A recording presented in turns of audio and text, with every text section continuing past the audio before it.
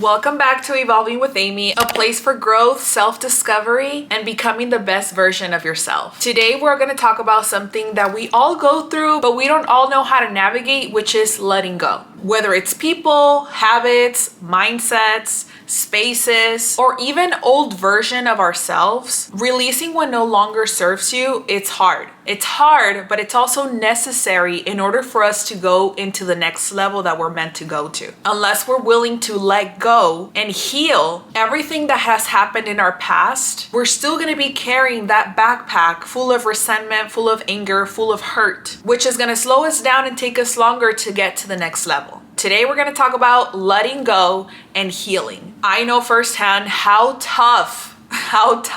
hard it can be to walk away from people, to walk away from places, to walk away from oneself, and to let go the people, the places, and the things that you've outgrown. But what I've also learned is that healing starts the moment that we choose to let go. The moment that we let go of the things that are keeping us stuck. If you're in a season in your life where you feel stuck, you feel drained, you feel like your life just isn't going the way that you want it to go, or like something just isn't aligning in your life anymore, you have the power to let go and to heal and to start again. Regardless of your age, regardless of where you're at in life, regardless of what you've done in the past, you have the power to decide that it's no longer who I want to be, that is no longer who I want to associate myself with, that is no longer where I want to work. I'm doing things different today and moving forward. Accept that not everything or everyone is meant to stay in your life. Boom, boom, boom, boom. I know. I just ruffled some feathers. One of the hardest lessons in our lives is to come to the understanding and to the knowledge that not everyone that's in your life in this moment will be in your life tomorrow. There is a very famous saying that I love to share with those around me, which is some people are meant to be in your life for a season, for a reason, or for a lifetime. We don't get to pick and we don't get to decide who is which, because everyone has their own mind, and we cannot control anyone to stay or anyone to want to be with us or anything to work out the way that we want it to work out. The only thing that we have control of is ourselves. And when you learn that not everything or everyone is meant to stay, and that some things are only in your life for a season, forcing them to stay is just going to create more pain. And who wants more pain? I mean, no.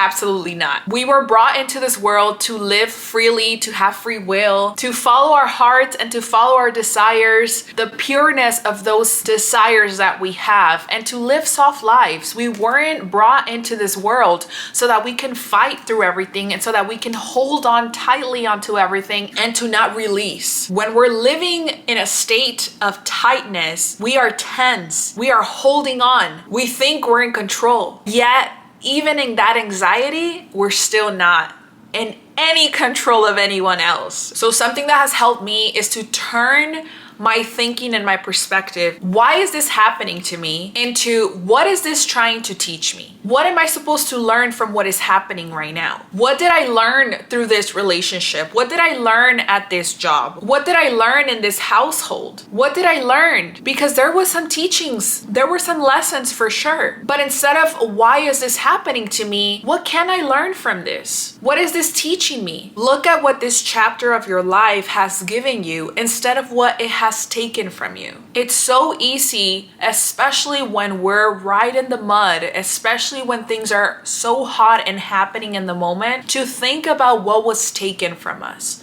to think about how we're the victim in our world, how we're the victim of a situation. It is so easy to think of everything that it's being stripped away, but there is a lesson in that. And try to think about and journal about the things that you have learned of yourself and of others, of the standard that maybe you will no longer accept. Because what I've learned is that not everything is a loss. Some things are redirections to better things, to better people, to better surroundings, to better areas, to better friendships. There is a blessing in the redirection. And it's only a matter of us changing our perspective from what did this take away from me to what did I gain from this? for us to realize the blessing in disguise. Create space for what you actually want. Sometimes we're holding on to things, to people, to ideas simply because we think that that's the right way. Simply because we are just so stubborn in our ways that we just want to control everything and everyone around us. But holding on to something that isn't for you anymore leaves absolutely zero space for what is for you and for what's meant to come. Now, how can you do this? The easiest things for me is to take out your notepad and literally write a list of things you're holding on to. Whether it's in a relationship, an old identity, or even the negative thoughts that keep you so close-minded. And then ask yourself, and I would even go as far as journaling about it, if I let go of this, what can I gain instead? Eventually, we'll get to the topic of singleness because baby, if you've been here for a while, especially on my channels, you know that I have been single for some time. And we are going to get to those topics because I also enjoy those topics very much.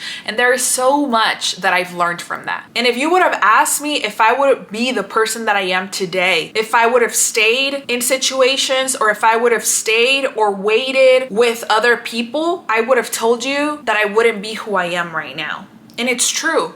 The things that I have been able to accomplish in my singleness, I probably wouldn't have been able to accomplish with someone because I would have been focused on them and the relationship and not just myself. So make a list of anything that you can think of and say, if I let go of this, if I let go of this house, if I move states, if I leave this relationship, if I leave this job, fill in the blank, what can you gain from it? Because again, letting go isn't about losing. We think and we have this idea that the moment we let go of something, we've accepted loss. We've come to this mentality that there are winners and there are losers. You're only a loser if you didn't even try. You're only a loser if you didn't even give yourself the chance to risk and to figure out what was on the other side. Letting go isn't about losing. It's about creating the space that you need in order for the better to come into your life. And if we're holding tightly to the things that aren't even allowing us to grow anymore, we are going to continue to be stagnant because there is nothing that's growing within or around us. Simply because this is what's comfortable. Simply because I don't want to let go and I don't want to start over and I don't want to ask someone else what their favorite color is anymore. I'm tired. I understand. I get it. But how are you growing where you are right now? How is doing the exact same thing for years and years and years helping you become a better individual, helping you explore and helping you become the best version of yourself? Stop trying to find closure where there is none. Oh, we have all fallen victim of closure. And those of us that love to be in control just want to get that closure. There is no way that I'm not gonna get this closure. I am gonna make sure that I do. And yet we're hurting ourselves more in the long run. And yet we're stopping our healing. And yet we're stopping ourselves from growing. And more than that, respecting ourselves to say, if you didn't see the value in me, you don't even deserve my attention. You don't even deserve to be with me. Sometimes we're waiting for an apology, an explanation, or just a perfect ending. I have never, ever, and if you have, please let me know down below in the comments. I have never experienced a perfect ending. Whether that ending was the end of a relationship, whether that ending was the end of a friendship, whether that ending was the end of someone's life, I have never experienced a perfect ending. And closure doesn't always come the way that we picture it to come. Sometimes things happen all of a sudden. But you know what also happens all of a sudden? The impossible also happens all of a sudden. Because if we can believe that something can be taken from us from one day to another, we can also believe that the same thing something was taken from us, something else much better and outside of our imagination can come into our lives. So instead of waiting for somebody else to give you the closure that you're looking for, give that to yourself. I have found that writing a letter to the situation or to the person, even if I've never sent it, the amount of letters I have written that I've never sent, that people will never get to read, that I have written and then burned just to release what's been stuck in my mind, it's incredible. It's incredible what the power of the pen can do. The moment that you put your thoughts into a pen, the moment that you are praying for someone, the moment that you are writing letters whatever you are feeling to these people that they'll never get to see. And it's not for the purpose of them seeing it, but simply to create space and to release everything that we have in our bodies, everything that we're feeling. Closure isn't a conversation, it's a decision that we are making for ourselves because we deserve more. We deserve more than to have to wait for someone to get it together. We deserve more than being ghosted. We deserve more than to be waiting around for someone. We deserve more than to stop our lives for another person. We deserve more than to prioritize ourselves the way that others prioritize them. We deserve more to consider our feelings, to consider who we are, to consider what we want, to consider our desires. We deserve more. You deserve more. So if you're looking for closure, know that that is a decision. You are a decision away from moving forward. You are a decision away from saying that is done with, that is the past, I am moving forward. You are just one decision away. And whatever you're not choosing, you are also choosing. Whenever we don't choose to move forward, we are also choosing to stay where we're at. There is not one opportunity that will ever be presented to you that you're not ready for. Because if it came to you, it's because you have been given the tools and you have been given the wisdom for that opportunity. Whether that is a relationship, whether that is a job, whether that is a trip, whether that is moving, whether that is proposing to someone, whatever that looks like for you. And if what you're looking for is closure, closure is within yourself. The moment that you say, I respect myself so much more than someone else just walking away from me. I respect myself so much more than anybody who wants to leave my life. I love myself so much more than to wait for another individual to figure it out. I deserve so much more. I deserve so much more. You deserve so much more. Let yourself grieve, but don't stay stuck. It is so important for us to feel our feelings, and writing those letters out, baby, I was boohoo crying on a lot of letters. Boohoo crying like a little girl. But I allowed myself to feel those feelings of hurt, of pain, of sadness, of grief. I allowed those feelings to come, and I allowed those feelings to exit as well. Because every time we end something, we grieve it. The person doesn't have to die for us to grieve a relationship, the end of a job, the end of our identity or who we thought we were and we no longer are, because the moment that we lose certain people, sometimes we don't even know who we are because we have created ourselves to be in their own light and not our own. We have given ourselves to other people so much that we don't even know who we are. Feel those feelings. You're allowed to. Just don't stay stuck on them. Write your letter, feel the feelings, cry as much as you need to cry. And when you need to cry, give yourself permission to cry. You need to cry and you need to let it out. And it's okay to do so. It's okay to cry. It's okay to have done your makeup or do your makeup crying. Baby, I have done that so many times.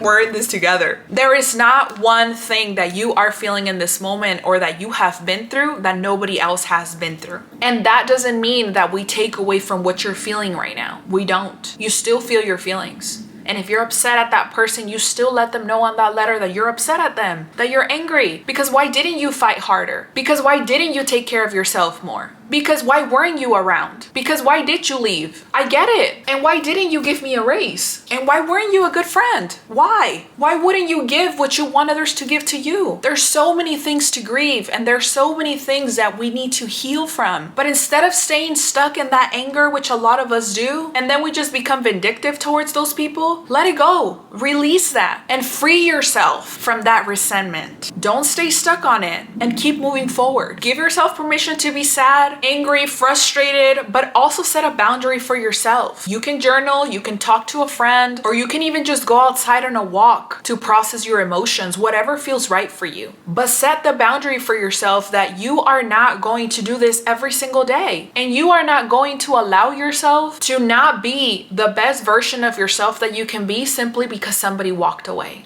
Or simply because you had to walk away because those people didn't value you. You have the right to do that. and you can still grieve them. Remember that healing isn't about rushing the process. We talk about healing and we want to be healed from one day to another. I wanted that too. And it's taken me years. It's literally about trusting yourself that you're going to get through it, because you are. You are going to get through it. Show up for yourself. Show yourself a little more love today. Show up in ways that you would want someone else to show up for you. You do it for you. And not because I had to do it because you didn't do it for me. No.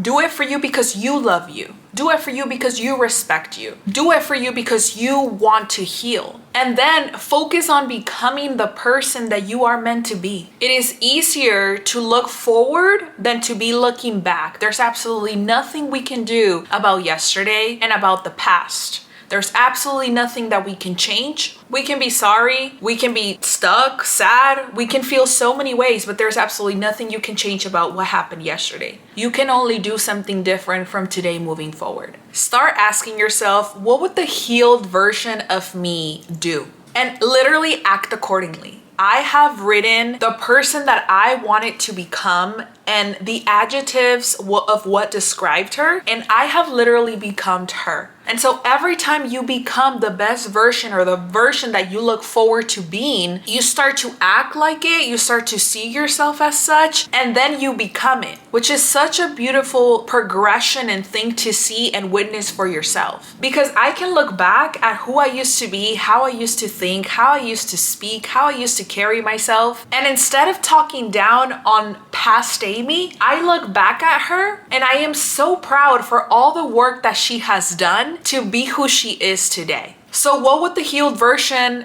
of yourself do? What would she look like? How would she carry herself? What would she be doing right now? What would she be doing with her time? How would she think about herself? And now act like that. You know that saying, fake it till you make it? Sometimes we don't feel the most empowered, loving, confident selves. Fake it. Fake it until you make it. Fake it until you become that person. Create new routines, surround yourself with people who inspire you, and invest in things that make you feel good. Whatever that looks like for you. Right now, I'm personally in my baking era, so if you are following me on all of my social media platforms and also my other YouTube channel, then you know your girl is in her sourdough baking area. She is cooking, she is baking at home with no preservatives, less ingredients, and still indulging in the foods that she loves. And I love a balanced lifestyle, so I do still enjoy going out to eat to different places and indulging in coffee and ice cream and different things. But I am doing things that I enjoy and that I love and pouring into my cup. I'm investing into the things that make me feel good. Sometimes that looks like going to my Botox appointment. Maybe that looks different for you. If that makes you feel more powerful, if that makes you feel more confident, if that makes you feel better about yourself, you go ahead and do it. I'd rather invest my money in looking good, in eating good, and in feeling good than spending my money in drinking myself away, in distractions that aren't helping me grow, and in things that I don't find value in. That doesn't mean I don't enjoy a drink once in a while. That doesn't mean I don't enjoy going to concerts. That doesn't mean I don't enjoy going to comedy shows. That doesn't mean I don't enjoy life. But my priorities are straight. And the thing is that that's the standard I've set for myself. And that's also the standard that I've set for those around me. Because you don't see me disrespecting my time or myself. Why would you think you can come and disrespect me in any way? You see how our confidence is built? Now we act different. Now we expect others to treat us differently. Or I should say, treat us accordingly. Because the standard is up here, baby. I'm not lowering it myself. I'm not giving myself a discount price just so that you can pay for it, just so that you can reach it. You either step up or you're gone. And that's in the most humble way possible. Because when you see somebody who cares for themselves, who loves themselves, who pours to themselves, physically, spiritually, emotionally, and in every single way that they can, there is no one that's gonna come into your life thinking that they're gonna treat you any less than. Because if they do, and if they try to, you have become a person of boundaries that there's a line you don't cross. And if you're not coming to add to my plate, I won't allow you to come and take from it. In any way. I'm talking partner, I'm talking friendship, I'm talking family, I'm talking job, I'm talking just people overall. So create the new routines, create the new way of living, surround yourself with people who inspire you, and if you don't find them yet, go out and do different things. Join a different gym, join a different class.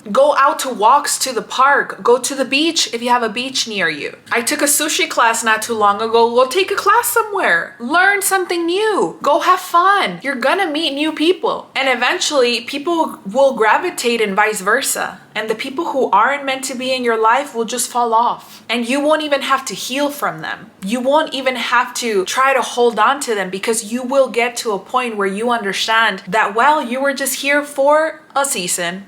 Or, well, you were just here for a reason, and that reason was probably to teach me self-love, and that reason was probably to teach me that my standards need to be higher, and that reason was probably to teach me or to test me to see if I was ready for the next level or not. Because am I going to be okay with you disrespecting me in whichever way? I'm not. And now I've let the universe know I'm not okay with that behavior. Let's go higher. Be graceful to yourself and know that you are not your past. The person who you are today is not who you were yesterday. The person who you are today is not who you were 10 years ago, 5 years ago, last year. I will continue to say, if you knew me yesterday, you don't know me today. Because what I believed yesterday, how I carried myself yesterday, and who I was yesterday is no longer who I am today. I continue to grow, and I continue to evolve, and I continue to discover new things about myself. So baby, if you're not with me today, you don't know who I am. And if you're holding me to who I was and to what I said and to how I did things yesterday or years ago, baby, you're living in the past now. Get with the times. Because I'm not living in the past, and I refuse to go to the past. There's nothing I can do about the past to change it. There's only today. Tomorrow will be a gift, and tomorrow will come with its own trials. And I'll deal with tomorrow when tomorrow comes. But today is all I have. Right now is all I have, and what can I do right now to let go, to heal, and to become who I want to be? I know letting go, it's not easy, and it's not gonna be an easy journey. Healing isn't linear. We hear that all the time. The hardest thing you will ever probably do is looking at yourself in the mirror and accepting the things that you cannot change, and to change the things that you can. Remember that letting go isn't easy, but holding on to things that aren't meant for you is much harder. We are all about evolving. We are all about continuing to discover ourselves. So please check in with me in the comments. I'm constantly in the comments checking in to see what you guys are thinking, what you guys are saying. Thank you for being here and for your time. I will see you guys on the next one. Bye.